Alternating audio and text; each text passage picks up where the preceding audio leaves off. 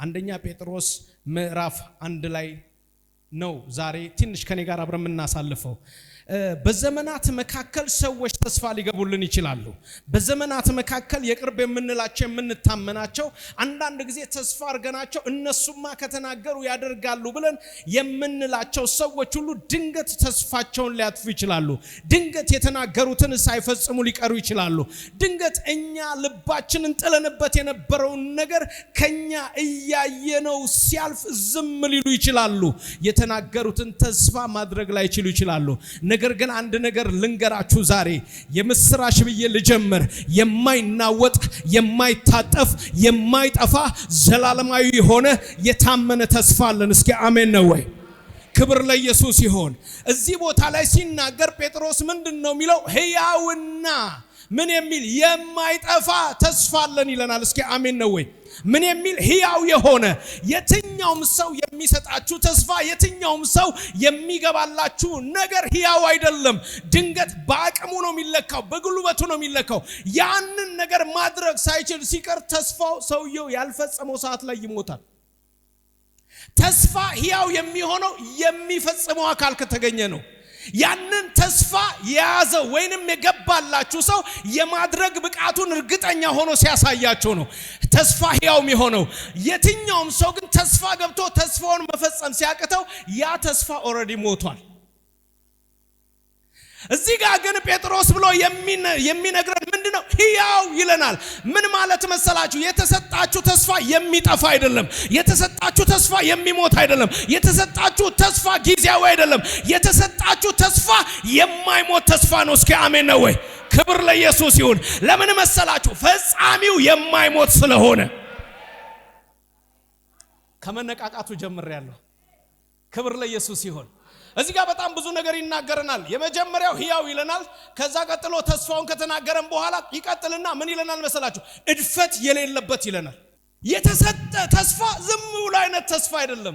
እና የሚናገረው ሐሳብ ምንድነው? የመጀመሪያው ኢየሱስ ክርስቶስ ከሙታን በመነሳቱ ለሕያው ተስፋና ለማይጠፋ እድፈትም ለሌለበት ለማያልፍ ርስት እንደ ምሕረቱ ብዛት ሁለተኛ የወለደን የጌታችን የኢየሱስ ክርስቶስ አምላክና አባት ይባረክ። ይህም ርስት በመጨረሻው ዘመን ይገለጥ ዘንድ ለተዘጋጁ ማዳንን በእምነት በእግዚአብሔር ኃይል ለተጠበቀላችሁ ለእናንተ በሰማይ ምን ብሏል? ቀርቷል ብሎ ይናገራል። ስለዚህ የሚናገረው ክርስቶስ ኢየሱስ ከሙታን ምን በማለቱ በመነሳቱ ሕያው የሆነ ተስፋ አለን ማለት ነው። አየ ተስፋ ሕያው እንዲሆን ያስቻለው ምንድነው ሲባል ሕያው ሆኖ የተነሳ ስላለ ነው። የተስፋው ባለቤት የሚሞት አይደለም። ሞቷል ብለው ሲጠብቁ ድንገት መቃብርን ፈንቅሎ ተነሳና ለኛ የሚሰጠንን ነገር በአጠቃላይ ሕያው አደረገው። ሁለተኛ ሲቀጥል እድፈት የሌለበት ይላል። ለምን ሲባል እዛኛው ዓለም ላይ ይሄ ተስፋን የሰጠን ጌታ የሚኖርበት ዓለም ላይ እድፈት የለውም። በጣም ብዙዎቻችን በህይወታችን ብዙ ሰው ተስፋ ገብቶልን ያውቃል። እኔ ከህይወቴ ተስፋ ተገብቶልኝ የማረሳውና በጌታም አልነበርኩም በጣም መራራ ቃል ከተናገርኩበት ሰው አንዱ አጎቴ ነው። እና ልጅ ያለው ነውና አጎቴ በጣም ልብስ ሰፊ ነው። የታወቀ የሴቶች ልብስ ሰፊ ነው አዲስ አበባ ላይና ወደኛ አካባቢ መጣ ወደ ዲላና በጣም ልብስ ይሰፋልና በቃ እህቶች በሰልፍ ነው የሚያሰፉት አሉ። እና እኔ እዛን ጊዜ አስለመደኝና ዝምዘም አሰራለሁ። ይሄ እግር መዘምዘም ምናምን ቀሚስ መዘምዘም ሰራለሁና በጣም ብዙ ብር ነው ማገኘው ግን አይከፍለኝም። በኋላ ግን አንድ ተስፋ ሰጠኝ። አጋጣሚ ሆኖ የፋሲካ በዓል ከፊታችን እየመጣ ነበርና በጣም ቢዚ ነው እና እንዴ አለኝ ልክ ለፋሲካ በዓል አለኝ ሲል ሙሉ ልብስ ገዛልሃለሁ አለኝ። እና እኔ ሙሉ ልብስን የማውቀው አባቴ በህይወት እያለ ነበር። አባቴ አመት በዓል መጣ ሲባል ሙሉ ልብስ በማልበስ ያውቃልና አባቴ ከተለያየሁት በኋላ አባቴ ይሙት ይኑር አላውቅም። በዚህ አጋጣሚ የደርጎ ታደር ስለነበረ እና ከዛ በኋላ ሙሉ ልብስ የሚባል ነገር አላውቅምና በጣም ተስፋ አደረኩኝ። ደስ ብሎኝ መስፋት ጀመርኩኝ፣ መስራት ጀመርኩኝ። በቃ ትንሽ ዱርዬም ነኝ። ዱርዬነቴን ሁሉ እርግፍ አድርጌ ስራው ላይ ትኩረት አደረኩኝ። አይደርስ የለም ፋሲካ ደረሰ እና ፋሲካ ሲደርስ አብረው ለሚሰሩት ሰዎች በአጠቃላይ ከፍተኛ ብር እየሰጣቸው እኔ ጋር ሲደርስ 20 ብር ሰጠኝ። አልሞስት የዛሬ 30 ምናምን ዓመት ታሪክ ነው መነግራችሁ። እድሜ ስንት ነው እንዳትሉኝ። እና የጠበቅኩት ተስፋ አለ። ለእናቴ እናገራለሁ፣ ለሰፈር ልጆች እናገራለሁ። አጎቴ የማዘር ታላቅ ወንድም ነውና አጎቴ ሙሉ ልብስ ለፋሲካ ሊያሰፋልኝ ነው። በቃ እኔ የሚታየኝ የፋሲካ ለታ ያችን ሙሉ ልብስ ለብሼ ዘንጬ ሲኒማ ስገባ ነው አለ። በእኛ ዘመንም ሲኒማ እና በቃ ሲኒማ ስገባ ነው። ከተማችን ላይ አንድ ሲኒማ ቤት አለ። እዛ መግቢያ እናቴ ተፋልጣም ትሰጠኛለች፣ ችግር የለውም። እና በቃ ዘንጬ ስገባ ነው የሚታየኝ ህልሜ፣ ተስፋዬ፣ ሁሉ ነገር የተጣለው እሱ ላይ ነበረ። ደረሰ ቀኑ። በኋላ ላይ 20 ብር ሰጠኝ። ከዛ ምን ላድርገው አልኩት። ሙሉ ልብስ ግዛበት አለኝ። እንዲህ ነው ያደረኩት በጌታ ፊት። ያው እንግዲህ በዛን ጊዜ ዱርዬ ስለነበርኩ አትፈርዱብኝም። ብሩን ጠቀለልኩና እያለቀስኩ ይሄንን ብር ነው ለኔ የምትሰጠኝ አልኩት። አዎ ሲል ፊቱ ላይ ወረወርኩኝና ከዛ በኋላ ካንተ ምንም አይነት ብር አልፈልግም ብዬ ወጣሁ። ከዛ ውስጥ አብሮት የሚሰሩት በጣም ተቆጡት። ሲቆጡት እኔ ሰፋለታለሁ አለና በእህቶች ቀሚስ ሸሚዝ ሰፋልኝና ሱሪ ግዛ ብሎ ሌላ ተጨማሪ ብር ሰጠኝ። ሸሚዙንም ብሩንም ወርውሬ እያለቀስኩ ወደ ቤት ሄድኩ። ተስፋዬ የዛለታ ተቀበረ። በኋላ ላይ እሱ ሲሞት እኔ ዲላ እናቴ ለቀብር መጥቻ አይቼው ነበርና እንደሚሞት እርግጠኛ ሆንኩኝ። ዱርዬም ሞኝ ይታየኝ ነበር። ደህና ናቸው ከተናገርኩ ብዙ እንትን ስለማልን ነው። በነገራችን ላይ እናቴ ጠንቋይ፣ እኔ ደግሞ ቀጣይ ተተኪ በነበርኩበት ሰዓት ነው ጌታ የተገናኘ እና ይታየኝ ነበርና አየሁት ምናምን። ከዛ በኋላ ወደ ዲላ ስመለስ ለእናቴ እንዲህ አልኳት። ማም አልኩኝ ከዚህ 3 ቀን አያልፍም፣ ሂጂና እንዳይቆጭሽ ወንድምሽን ተመልከቸው አልኳት። ምን እያልከኝ ነው? በጣም ታሟል፣ ከዚህ 3 ቀን ምን አይልም አያልፍም አልኳት። የዛኔ መኪናውን መከራ ነው። ብቻ አርብ ተነሳችና እሁድ እዛ ደረሰች። እሁድ ለሊት ለሰኞ አጥቢያ እሷ አረፈ እና ደወለችና እንዲህ አለችኝ፣ ጥላ አጎትህ እኮ ሞታ አለችኝ። ስትለኝ ኦሬዲ ነው የቀበርኩት ተስፋውን የገደለ ሰዓት ነበር። ከዚህ በፊት ሞቶ ያውቃል ነበር ያልኳት እና እናቴ በጣም አዘነችብኝ። ለምንድን ነው እንደዚህ ያልከው ብላችሁ ከተናገራችሁት በጣም ከፍ ያለ ልቤን የጣልኩበት ማንነቴን የሰጠሁት በቃ ይፈጽምልኛል ብዬ አቅሙን የተማመንኩበት ለኔ ሙሉ ልብስ አይደለም ለአካባቢው ሰው ሙሉ ልብስ ማልበስ የሚችል ሰው ስለነበረ በጣም ሁሉ ነገሬን የጣልኩበት ነበረ። የዛን ሰዓት ግን እሱ ታሪኩን፣ እምነቱን፣ ተስፋውን ሲጥለው ሁሉ ነገር አብሮ ተቀበረ። እኔ አጎቴን የቀበርኩት መች ነው ካላችሁ ያችን ተስፋዬን የቀበረለታ ነው። እና አንዳንድ ጊዜ ሰዎች ተስፋችሁን የገቡላችሁን ቃል በተለያየ መንገድ ወይንም በተለያየ ሁኔታ ላይፈጽሙት ይችላሉ። አንዳንዶቹ ጋር የገቡላችሁ የተስፋ ቃል ከነሱ አቅም በላይ ሊሆን ይችላል። የትኛውንም ነገር አልችለውም የሚል አንድ ብቻ ነው፣ እርሱም ጌታ ኢየሱስ ይባላል። ኢየሱስ ክርስቶስ ያድናል። የትኛውንም ነገር እርሱ ጋር ብታመጡ አደርጋለሁ ብሎ ከተናገረ ቃሉን የማያጠፍ ታማኝ የሆነ አንድ ጌታ አለ። እስኪ አሜን ነው ወይ? ኢየሱስ ክርስቶስ ለዘላለም ያድናል። ስለዚህ እዚህ ቦታ ላይ የሚናገረን የማያልፍ ተስፋ አላችሁ ሲለን የማያልፍ ርስት ሊያዘጋጅልን ከሞት የተነሳ ክርስቶስ ኢየሱስ እንዳለ ጴጥሮስ ምን እያለ ነው? እያረጋገጠልን ነው። ተስፋችሁ እርግጠኛ የሚሆነው በምን መሰላችሁ አላችሁ? ክርስቶስ ኢየሱስ ከሙታን በመነሳቱ የማይናወጥ ተስፋ አላችሁ። አሜን ነው። ይሄ ተስፋ በጣም ደስ የሚለኝ ሕያው ነው። ሁለተኛ የማይጠፋ ነው። ሶስተኛ እድፈት የሌለበት ነው። አራተኛ ላመኑት የተዘጋጀ ነው። የሚዘጋጅ አይደለም። እስኪ የተዘጋጀ ነው የሚል አሜን ይበል። ትዝ ይላችኋል ዮሐንስ ወንጌል ምዕራፍ 14 ላይ ጌታ ኢየሱስ ልባችሁ አይታወክ አላቸው። ለምን ብለው የጠየቁት ይመስለኛል አልተጻፈም። ያው አሁን ነብይን እንደዚህ ብየው ልባህ አይታወክ ብለው ለምን ፓስተርዬ ማለቱ አይቀርም ሲለኝ የምመልስለት መልሳለና ጌታ ኢየሱስ የጠየቁት ይመስለኛል። ለምን ያሉት ይመስለኛል አልተጻፈልንም። ነገር ግን እንዲህ ብሎ መለሰላቸው፣ በአባቴ ቤት ብዙ መኖሪያ አላችሁ። ክብር ለኢየሱስ ይሁን። አዘጋጅላችሁ ዘንድ ምን እላለሁ? እሄዳለሁ። ለምን ሲባል እኔ ባለሁበት እናንተ መኖር ስላለባችሁ፣ የናንተ ድል ፋንታ የናንተ መጨረሻ ከኔ ጋር ስለሆነ ይሄ በምድር ተመላልሳችሁ ደክማችሁ ምታርፉ ብቻ አይደላችሁ። እኔ ባለሁበት ዘላለማችሁ ይሆናል። እኔ ባለሁበት መኖሪያችሁ ይሆናል። እኔ ባለሁበት በዚህ አብራችሁኝ ትሆናላችሁ። እስኪ አሜን ነው ወይ? ኢየሱስ ክርስቶስ ያድናል። ዝም ብሎ አይነት ተስፋ አይደለም ወዳጆቼ። በጣም ራሳችንን እንድናነቃ ፈልጋለሁ፣ እንድንበረታ ፈልጋለሁ፣ በጣም አቅማችን እንዲታደስ ፈልጋለሁ። አቅምን ከሚያድሱ ነገሮች አንዱ ምንድነው ሲባል ለሰው ልጅ ተስፋ ነው። እኛ አካባቢ ላይ አሁንም እዚህ ተጀምሯል። እኛ አካባቢ ላይ ሰው ተስፋ የቆረጠ ለታ ኦሬዲ ሞቷል። የሰው ልጅ የመኖር አቅም ምንድነው ካላችሁ ተስፋ ነው። በአገራችን ተረት ደሃ በሕልሙ ቅቤ ባይጠጣ ኖሮ አይደለም የሚባለው። አንዳንዶቻችን እንደዛ እያጠጣ እኮ ነው ያሳደገን። ጣዋት ስትነሳ ሽሮ የለም ግን በሕልም የሆነ ነገር ስትቆርጥ ታድራለህ። ተስፋ የሚባለው ነገር ወሳኝነት አለው። ተስፋችንን ደግሞ ልንረዳ ይገባል። ጳውሎስ ሲናገር ምን ብሎ ተናገረ መሰላችሁ? ስለ ተስፋው ሲያወራ አንድ የከበረ ነገር በጣም ትልቅ ነገር እንዳለ ሲያወራ እንዲህ አለ።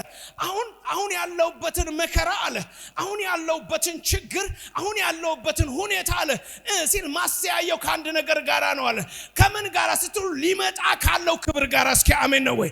ሊመጣ ካለው ክብር ጋራ አሁን ያለውበትን ሁኔታ ሳስተያየው አሁን ያለውበት ሁኔታ እንደምንም ነው አለ። ለምን ሲባል የሚመጣ ክብር አለ፣ የተገባልኝ ተስፋ አለ፣ በጣም የከበረ በጣም የተለየ አይደል? ኢየሱስ ያድናል።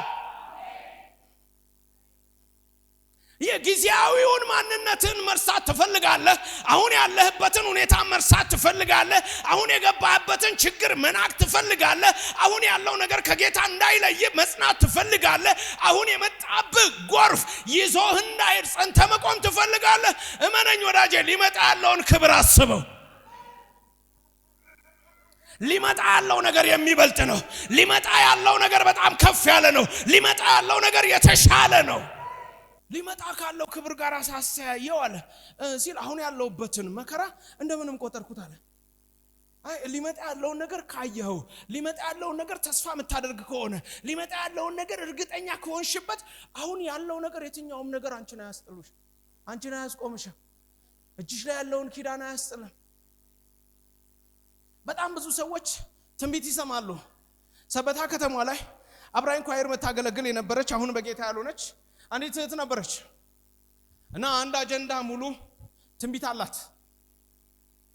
እና አንድ ቀን አንዱ ጠጋጠጋለና የጠመጠመ ሱቅ ያለው ጠጋጠጋለና አበሰላት እና ሊወስዳት በተቃረበ ሰዓት አወቅን። ስናውቅ ቀርበን አናገርናት። ምንም መልስ ልሰጥ አልቻለችም። በኋላ ከኔ ጋር እንቀራረብ ስለነበረ ሊደሯም ስለነበርኩኝ በጣም ተጠግቼ ምን ሆነሽ ነው? ምንድነው ጌታ ያጎደለብሽ? መከራው እንዳትይ አብረን ነው እየከፈልን ያለ ነው። የመጣው ሁሉን ነገር አብረን ነው። ምንድነው የጎደለብሽ? እስኪ ከጌታ ምን አጣሽ ብዬ ስጠይቃት አንድ አጀንዳ ሙሉ ትንቢት አወጣች አሳየችኝና ይሄንን ሁሉ ትንቢት ጌታ ተናግሮኛል አለች ሲል በህይወቴ ግን አንዱም አልተፈጸመም አለች። በምድር ላይ የሚነገሩን ትንቢቶች በምድር ላይ የሚወሩት ወይንም እግዚአብሔር በተለያየ መንገድ የሚያወራ ነገሮች ሳይፈጸም ልናልፍ እንችላለን። የምስራች ደህና ናችሁ? ሰምተህ ሳትበላ ልትገባ ትችላል። እንዲህ ቁርጥ ያለ በነቢያት አገልግሎት መካከል መናገር ቢከብድም ልንገርህ፣ ተተንብዮልህ ሳትገባ ልትሞት ትችላለህ። ትንቢቱ ስተት ነው ማለት አይደለም። ይሰማል። ይሄንን ከፈለጋችሁ ዘጸአትን ሂዱና አንብቡት። ተተንብዮላቸዋል 600 ሺህ አባወራ ሕፃናትና ሴት ሳይቆጠር ምንድነው የተባሉት? ከነዓን ትገባላችሁ የሚል ምንድነው የሰሙት? ትንቢት። ከማን ከተባለ እንደኔ ትውት ብሎ ከኢየሱስ ጋር ራሱን እኩል ካደረገው ከሙሴ አንደበት ነው የሰሙት። ማን ነው ያወራው ካላችሁ ለሙሴ ራሱ እግዚአብሔር ነው ያወራው። ሙሴና እግዚአብሔር ማለት በጣም የቅርብ ጓደኛሞች ማለት ነው። ትዝ ይላችኋል አንድ ወቅት ላይ ማርያምና አሮን በተነሱበት ጊዜ መጣና እግዚአብሔር እንዲህ አለ፣ የትኛውንም ነብይ በህልም በራእይ ይገለጣለታል አለ ሲል ከሙሴ ጋር ግን አፍ ለአፍ ነው ማወራው አለ። በጣም የቅርብ ጓደኛዬ ነው አለ። እግዚአብሔር በሙሴ በኩል ሆኖ ተናገረ። ምን ትላላችሁ? ከነዓን ትገባላችሁ የሚል ተስፋ ተሰጣቸው። ነገር ግን ኢያሱ መጽሐፍ ላይ ሄዳችሁ ስታነቡ ከኢያሱና ከካሌብ በስተቀር ይላል ሲል ከግብጽ ከወጡ ሰዎች አንዳቸው ምን አላሉም? አልገቡም ይላል። አንዳንዴ ትንቢት ስለዚህ ዓለም ስለዚህ ምድር ስለዚህ ነገር ተነግሯችሁ ላትወርሱ ትችላላችሁ። ምንም ጥርጥር የለውም። እኔ በህይወቴ ብዙ የተነገሩኝ ትንቢቶች አሉ። እዚህ ሀገር ላይ እያለ ይፈጸማል ተብሎ ኢትዮጵያ ላይ ሳይፈጸሙ አሜሪካ ገብቻለሁ። ደህና ናችሁ? አንዳንዶቹ የታለ ብለው የሚያከራክሩ ናቸው። አሁን ባለውበትም ሀገር ላይ ሆኜ ብዙ ትንቢት ሰምቻለሁ። አንዳንድ ጊዜ ሲከፋኝ የታለ ያወራኸኝ እለዋለሁ። የምጽናናው ግን በምንድነው ካላችሁኝ አንድ የማይናወጥ ተስፋ አለኝ። እስኪ አሜን ነው ወይ? የማይሻር ትንቢት አለኝ፣ የማይለወጥ ተስፋ አለኝ። ምን ሲል እሱን ስታዩት ትወዱታላችሁ ይላል በነገራችን ላይ መጽሐፍ። ተስፋውን የሰጠው እሱ ጋር መግባታችሁ አይቀርም ሲል እሱን ስታዩት ሁሉን ትረሳላችሁ ይለናል። እና የማይናወጠውን ስናስብ ደስ ይለናል፣ ሐሴት እናደርጋለን። የዚህ ዓለም ነገር በአጠቃላይ ጊዜያዊ ነው። አንዳንዶቹ በራሳችን ስህተት እናመክናቸዋለን። አንዳንዶቹ ሳንሰራ ቀርተን እግዚአብሔር ያዘገያቸዋል። አንዳንዶቹ ደግሞ እልክ ስንገባባ እስኪ አይሃለው ይለናል። ጠምዝዘት ወስድና ትዝ ይላችኋል። በደንብ ላስረግጥላችሁ፣ እቺን እውነት በጣም ላስረግጥላችሁ። አንዳንድ ጊዜ በጣም ብዙ ጊዜ ኢትዮጵያ ላይ ነቢያቶች ሐሰተኞች ናቸው ምናምን ብዙ እንላለን። ለምንድነው ከተባለ የተነገሩ ትንቢቶች ሳይፈጸሙ ሲቀር ነው። በነገራችን ላይ ተናጋሪው ሰምቶ ከተናገረ ማስፈጸም የሱ ግዴታ አይደለም። ማስፈጸም ትንቢት የተነገረለት ሰውዬ ግዴታ ነው። ይሰማል? ኮስተር አላችሁ? የምሬ ነው የምላችሁ፣ የኛ ግዴታ ነው። ነብይ ተነብያል እግዚአብሔር ካለው ከዛ በኋላ ማስፈጸም የኛ ግዴታ ነው። ትንቢት ሁሉ ጊዜ መርህ አለው። የነቢያትን መጽሐፍ አንብቡ። እግዚአብሔር ወደፊት ለሆን ስላለው ነገር ተስፋ ሲሰጣቸው አደርጋለሁ ይልና አድርጉ ይላል። ይሰማል? አደርጋለሁ አድርጉ። ነገ ዮርዳኖስን ትሻገራላችሁ፣ ዛሬ ተቀደሱ። ከነዓን እድል ፋንታችሁ ነው፣ ከእግዚአብሔር ጋር ተስማሙ። ይሰማል?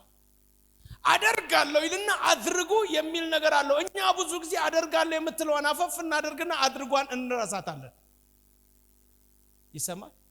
ግድ የለም ዛሬ የመጨረሻ አገልግሎቴ ነው። ምናልባት ከዚህ በኋላ ኢትዮጵያ ላይ ያለኝ 2 አገልግሎት ነውና እዚህ ቸርች ላልመለስ ይችላል። ኢትዮጵያ አሁን ባለኝ ነው። በሚቀጥለው እመጣለሁ። በደንብ ነግሬያችሁ ልሂድ። የሚነገሩ ትንቢቶች በአጠቃላይ አድርግ የሚል ትእዛዝ አለባቸው። የኛን የኑሮ ዘይቤ ይፈልጋሉ። አንዳንድ ጊዜ ትንቢቶች ሲመጡ እንደ የሚል ትንቢቶች ይሰማለሁ። ይቅርታ ፕሮፌት፣ በጣም ይቅርታ አድርግልኝ፣ በጣም መፈወስ ስላለብን ነው፣ እኔ ስላንተ አምናለሁ የሚሉ ትንቢቶች ይመጣሉ። አንተ አሜን ብትል እንኳን እኔ አምንልሃለሁ፣ በእኔ እምነት አንተ አትወርሳትም። በጣም መጽዳት ያለበት ነገር ነው። በእኔ እምነት እናንተ አትገቡ። ይሰማል? ስለ ጉባኤ የሚናገር ትንቢት ላይ እኔ ላምን እችላለሁ። ጉባኤውን የሚመሩት ወይንም አውቶሪቲ የተሰጣቸው ሰዎች አምነው ስለ ጉባኤ ሊያወሩ ይችላሉ። ፐርሰናል የሚነገር ትንቢት ግን እኔ አምኜልህ አንተ አትወርስም። በእኔ እምነትማ አንተ አሜሪካ የምትገባ ቢሆን ኖሮ እኔ ቀድሜክ በገባው ነበረ። ስለዚህ በጣም እርግጥ እኔ አምንልህ። አንዳንድ ዩቲዩብ ላይ ምናምን እንትን ላይ አየዋለሁ ፌስቡክ ላይና እኔ አመንኩልህ፣ አንቺ ባታምኝ እንኳን እኔ አመንኩልሽ፣ በቃ ገባሽ፣ አትገቢያትም። መጽሐፍ ሲናገር ጌታ ኢየሱስ አገልግሎቱን ስትመለከቱ እምነታችሁ እያለ ይቀጥላል። እዚህኛውም ተስፋ ላይ ስንመጣ እምነት የሚል ቃል እናገኛለን። ይሄም ተስፋ የማይጠፋ ነው፣ እድፈት የሌለበት ነው፣ የማያልፍ ነው። ግን እኔ አምኜልህ አትገባም። ግን እኔ አምኜልህ ይሄንን ተስፋ አጨብጥም። ምን ሲል በእምነት ምን ላሉ ለተጠበቁ ይላል፣ ላመኑት ይላል። ለነርሱ ምን የተዘጋጀ ተስፋ አላቸው፣ የተዘጋጀ ሀገር አላቸው፣ የተዘጋጀ የከበረ ነገር አላቸው። የት ሲባል እግዚአብሔር ባለበት፣ በጉ እረኛ በሆነበት፣ በጉ ብርሃን በሆነበት፣ በጉ በሚያበራበት በሚንቀሳቀስበት፣ ፀሐይና ጨረቃ በማያስፈልጉበት፣ ሐዘንና ለቅሶ በሌለበት አንድ ከተማ ላይ እንድትገቡ የተዘጋጀላችሁ ተስፋ አለ ሲል ከናንተ ምን ይጠበቃል? እምነት።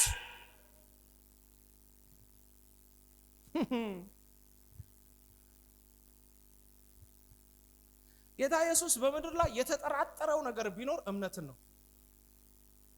የሰው ልጅ ተመልሶ በመጣ ጊዜ እምነትን ያገኝ ይሆንን ብሎ የተጠራጠረው ነገር ቢኖር በእኛ ህይወት እርግጠኛ ያልሆነበት ነገር ቢኖር እምነት ነው።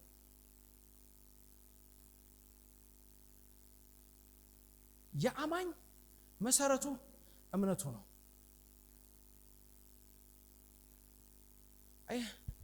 ባመናቸው ነገሮች ላይ ስንጸና አንዳንድ ጊዜ በጣም እኔ የኛን ህይወት ትንሽ እንድናይ ይፈልጋሉ የክርስቲያኖች ህይወት። አንዳንድ ጊዜ ምድራዊውን ነገር የምናምነውን ያክል ሰማያዊውን ነገር አናምነው። የሚታየውን ነገር ብናምን እርሱ ምን አይደለም ይላል? ተስፋ አይደለም ይላል ዕብራውያን ላይ። የማይታየውን ነገር ነው ማመን። እምነት ማንነቱ የሚለካው የእምነት ኃይል የእምነት ጉልበት የሚለካው ምን ላይ ነው ከተባለ የማይታየውን ነገር በማመን ውስጥ። እኔ እኮ በጣም ብዙ ጴንጤ የሚያስገርመኝ በምን እንደሆነ ታውቃላችሁ? ኢየሱስን ሳያየው አምነው ኢየሱስ አደርጋለሁ የሚለውን ነገር ማመን ያቅተዋል። ለናችሁ ሳናየው ነው አይደል ያመንነው? እስኪ እዚህ ውስጥ ኢየሱስን ከደቀ መዛሙርት ጋር የነበረ አብሮ በአካል ከኢየሱስ ጋር የተመላለሰ አንድም ሰው የለም። ሳናየው አሜን ያድናል ብለን ተቀበልን።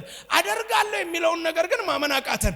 እኔ ባለሁበት ትኖራላችሁ የሚለውን ነገር ግን ማመን አቃተን። ብዙ ጊዜ እንፍረከረካለን፣ ተስፋ እንቆርጣለን፣ እናዝናለን፣ እናለቅሳለን። እነዚህ ሁሉ ውጤቶች ምንድናቸው? የምን ምንጮች ናቸው ከተባለ የተዘጋጀልንን ተስፋ እርግጠኛ ካለ መሆን የተነሳ።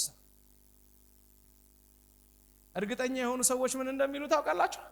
ብንሞት ጥቅማችን ነው። መኖራችን ለእናንተ ጥቅም ነው፣ መሞታችን ግን ለኛ ጥቅም ነው ይላሉ። ትዝ ይላችኋል ጳውሎስ እኔ አሁን ብሞት ደስተኛ ነኝ አለ። ለምን ሲባል የተዘጋጀልኝ ነገር እዛ ያለው ይበልጣል አለ። ያየሁት ነገር አለ፣ ተስፋ ያደረኩት የሆነ ምናፍቀው ነገር አለ። ምንናፍቀው ነገር አለ በእውነት። እኔ ሳላገባ በፊት ማግባት ናፍቅ ነበረ። ደህና ናችሁ? ካገባ በኋላ ልጅ መውለድ ናፍቅ ነበረ።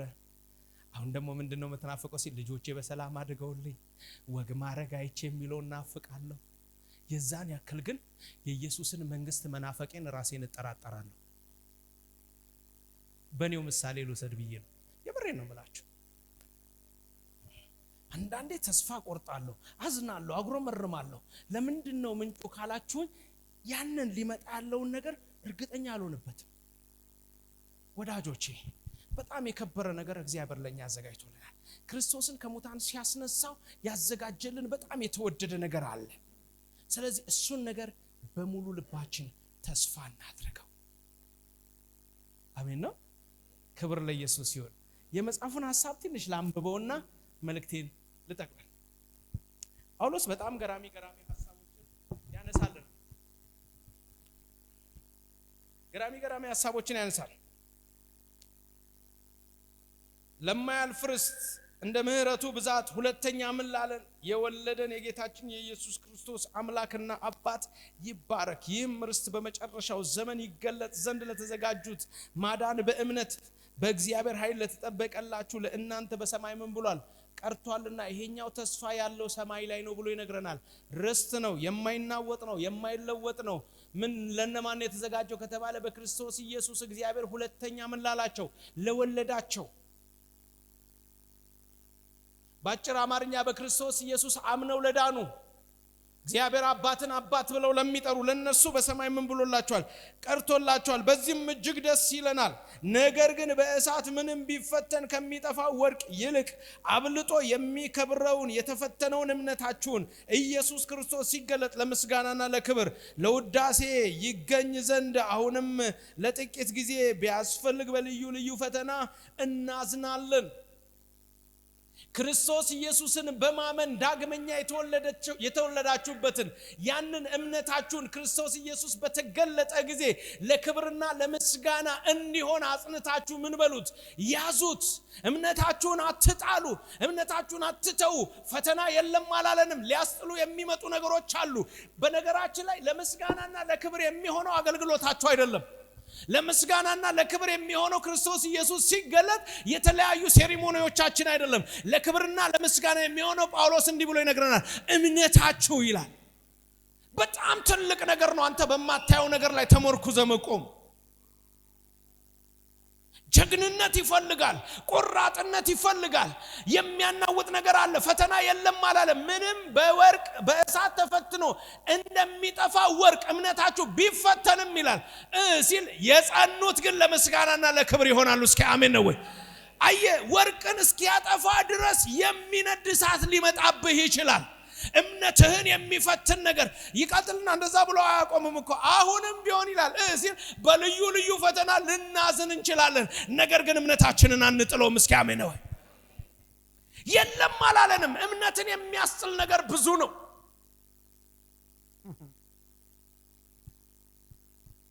በነገራችን ላይ አሁን ድሮ ፈተና ምንለው አለመብላት፣ አለመጠጣት፣ መቸገር ነብይ ታስታውሳለህ?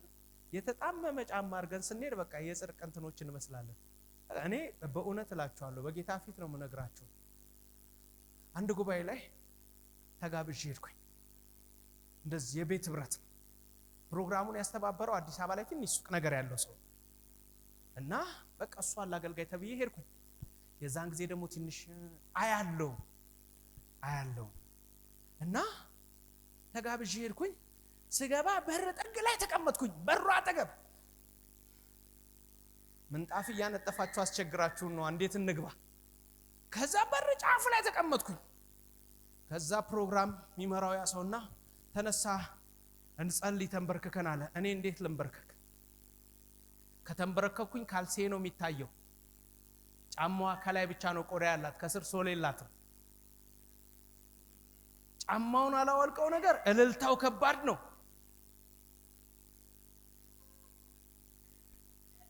የወርሺፕ መንፈስ አለው።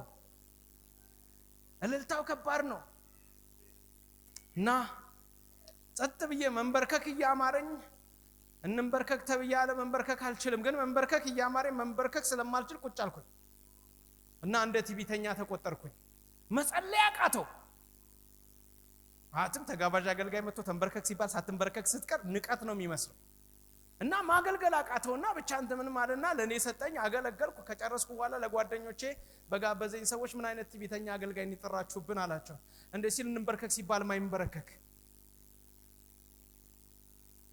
እና ነገረው። አንዱ ጓደኛዬ ያውቃል። አይ እንደዛ አይደለም አለው። ቢኒዬ እንደዛ አይደለም አለው። ምን ሲል ጥሌ ጫማው ከስር ተቀዶ ካልሲው ስለሚታይ ለዛ ነው ማይንበረከከው። ከዛ ያኛው ወጣት ስለሆነ ካውን ለቆ ደግሞ እልልታ ሁላችንንም ስለሚረብሽ ለዛ ነው አለው። ደነገጠ፣ አዘነ። በጠዋት ጠራኝ አስደውሎ እና መርካቶ ወሰደና ብቻ የሆነ ነገር አድርጎ ሸኘኝ እና በዛ ጊዜ ላይ ወደ ጌታ መጥቼ ትንሽ አገልግሎት እንደጀመርኩ ነውና እናቴ ደነገጠች። አየችውና ወይኔ ልጄ ጌታን ሊክደው ነው አለች። የተቀደደ ጫማ አረገ እና ልጄ ጌታን ሊክደው ነው ብላ ፈራች። እና አንድ ቀን መጣችና እንዴ አለችኝ። አባ አለችኝ። የኔ ውሻ ነው የምትለኝ እናቴ እና የኔ ውሻ አለችኝ። አቤት አይዞ ጌታ መልካም ነው። እሺ ጫማ ቢቀደድም እኔ እንደምንም ብዬገዛልሃለሁ፣ ከጌታ ጋር ተጣበቅ አለችኝ። የዛን ጊዜ የእምነት መንፈስ ነበርብኝ። እንዲህ ብዬ መለስኩላት። እናቴ ያልኳት የወጣውበትን ዓለም ስለማውቅ አቤት የዛን ጊዜ ፍቅርና እምነት አሁን ቢኖረኝ እና እንዲህ ብዬ መለስኩላት። እናቴ ያልኳት አቤት ሲል የጫማዬ መቀደድ ነው አንቺ ያስደነገጠሽ አልኳት። አዎ አለችኝ። ጌታ የሚከብርበት ከሆነ ራቁቴን መሄድ ካለብኝ ራቁቴን እሄዳለሁ እንጂ ጌታን አልክደውም አልኳት። በጌታ ፊት ነው የምላችሁ። ምን አለችኝ? የእውነቴን ነው የምነግርሽማ አልኳት። ጌታን አልኳት በልብስ አልለውጠው፣ ራቁቴን መሄዴን ከከበረበት ራቁቴን እየሄድኩ አገለግለዋለሁ አልኳት። የሚፈትን ነገር አለ፣ የሚያስጥል ነገር አለ። ነገር ግን የሚያጸና ጸጋ ደግሞ ተሰጥቶናል። እምነታችንን መጠበቅ እድል ፋንታችን ነው። እምነታችንን ሊያስጥለን ከሚችል ነገር መራቅ በጣም የኛ ብቃት አቅም የሚጠይቅ ነገር ነው። እኔ ደስ የሚለኝ ጌታ ዝም ብሎ አልተወንም። ሁሉን የምንችልበትን ጸጋ ደግሞ ሰጥቶናል። እምነት ይፈተናል። ሐዋርያቶች ተፈትነዋል። ትዝ ይላችኋል። አንድ ሰዓት እንኳን መጸለይ ያቅታችሁ አላችሁ። ሰይጣን እንደ ስንዴ ሊያበጥር ወደደ። እኔ ግን ስለናንተ ምን አልኩኝ? ማለድኩኝ አለ። ጴጥሮስን ታስታውሱታላችሁ። እምነቱ ተፈትኗል። እኔ እንደ አንዳንዶቻችን ነው። እንትና ጴጥሮስ ሞቅ ያለው በጣም ጀግና ጴንጤ ነው ታውቃላችሁ። ከመንፈስ ቅዱስ በፊት በሞቅታ የተሞላ ነው። እና ኢየሱስን አለ ሲል መቼም አልክድህም አሉ። እስከ ሞት ድረስ ካንተ ሁሉም ቢክድ እዚህ ውስጥ ያላችሁ ሁሉ ብትበተኑ እኔ ግን አልክድህም ምናምን አለና ከዛ በኋላ ልክ ይዘውት ሄደው አንተ ይመስላል ሲሉት ማንን ነው የምትሉኝ? አሁን የያዝነውን ሰውዬ ትመስላለህ ሲሉ አረ በፍጹም ያለ ዛሬ አይቼው ከእናንተ ጋር ነው ያየሁት አላውቀውም አለ። በገረድ ፊት ካደው እና እምነት ይፈተናል። እምነታችንን ግን አጥብቀን እንያዝ።